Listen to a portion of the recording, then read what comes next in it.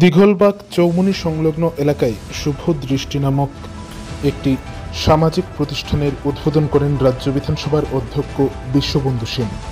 17 November রবিবার দুপুর আনুমানিক 12টা 30 মিনিট নাগাদ উত্তর ত্রিপুরা জেলার জেলা সদর ধর্মনগর শহরের দীঘলবাগ এলাকায় এই প্রতিষ্ঠানের উদ্বোধন করেন তিনি।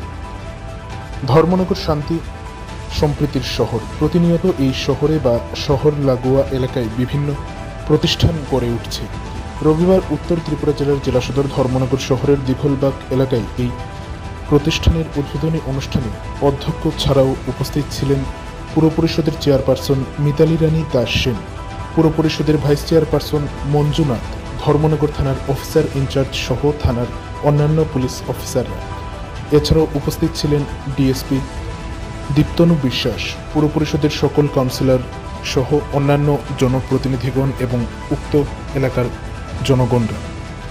উদ্বোধনী অনুষ্ঠান শুরু হওয়ার আগে বৃক্ষে জল সিঞ্চন করে অনুষ্ঠানের শুভ সূচনা করেন রাজ্য বিধানসভার অধ্যক্ষ বিশ্ববন্ধু সেন। পাশাপাশি এই অনুষ্ঠানকে কেন্দ্র করে সাংস্কৃতিক একটি অনুষ্ঠানেরও আয়োজন করা হয়, যেখানে উত্তর জেলা তথা রাজ্যের বিশিষ্ট সঙ্গীত শিল্পীরা তাদের বিভিন্ন অনুষ্ঠান পরিবেশন করে, যেখানে আধুনিক লোকগান থেকে শুরু করে বিভিন্ন ঘরানার সঙ্গীত পরিবেশন করে রাজ্যের উল্লেখযোগ্য শিল্পীরা।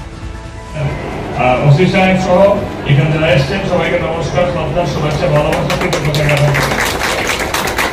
দেখুন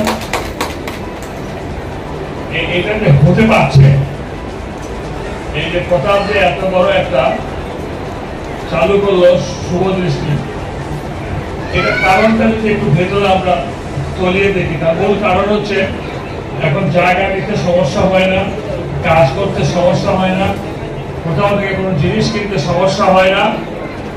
এই যে ডেভেলপমেন্টটা তার একমাত্র কারণ হচ্ছে একটা সুস্থিতি সাবলীল সরকার আছে, যার নেতৃত্ব দিচ্ছেন প্রফেসর ডক্টর মানিক সাহেব। কারণ অতীত অভিজ্ঞতা আমরা দেখেছি, জায়গা কিনতে, বালি কিনতে, ইট কিনতে, সিমেন্ট কিনতে, এটা মেজারমেন্ট করতে, পৌরসভা থেকে পাস করাতে অনেকদিন সময় লাগতো, আর মাঝখানে কি করতে হবে সবাই জানেন। আমি নিজেও তো একটা এই ক্যামেরা প্রতিষ্ঠানের একটা ঈশ্বরের আশীর্বাদে একটা প্রতিষ্ঠান আছে। ব্যক্তিগত যদি হিসাব করি, মনে মনে একটা হিংসা থাকার কথা, আমি এটা হিংসা করি না। তো আমি মনে করি ডেভেলপমেন্ট ধর্ম